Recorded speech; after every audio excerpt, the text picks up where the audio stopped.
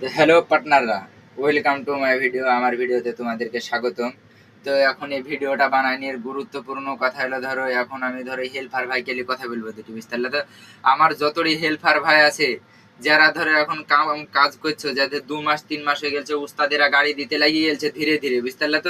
সারা কষ্ট মষ্ট করে না হলেও 1 বছর কাটাও, শিখাও, হাতের এক্সপিরিয়েন্স করলা, মেনটেনেন্সটা করলা, তার বাদে তুমি এখান থেকে পালাই নিতে চেষ্টা করো।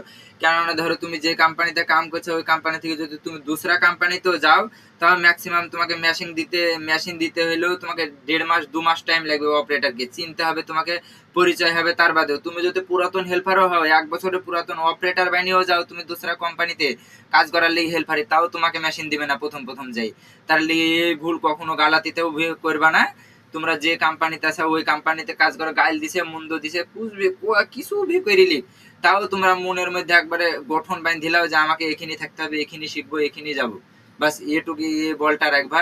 দুসরা কোম্পানিতে গেলে ধরো তোমরা এখন এখানে পুরনো হয়ে গেলছা, এখান থেকে দুসরা কোম্পানিতে যখন যাবা তোমরা পুরনো হেল্পার, কিন্তু তাও তোমাকে নতুন বানিয়ে দেওয়া হবে। কেননা তোমরা কিছু চিনো না, কিছু জানো না, কিন্তু কাজ জানো। তো কাজ জানি কোনো ফায়দা নাই। তো তোমরা যে কোম্পানি আছো ওই কোম্পানিতেই থাকো। এরপরে যখন তুমি শিখে নেবা তখন চান্স মেরতে যাও, কোনো সমস্যা নাই।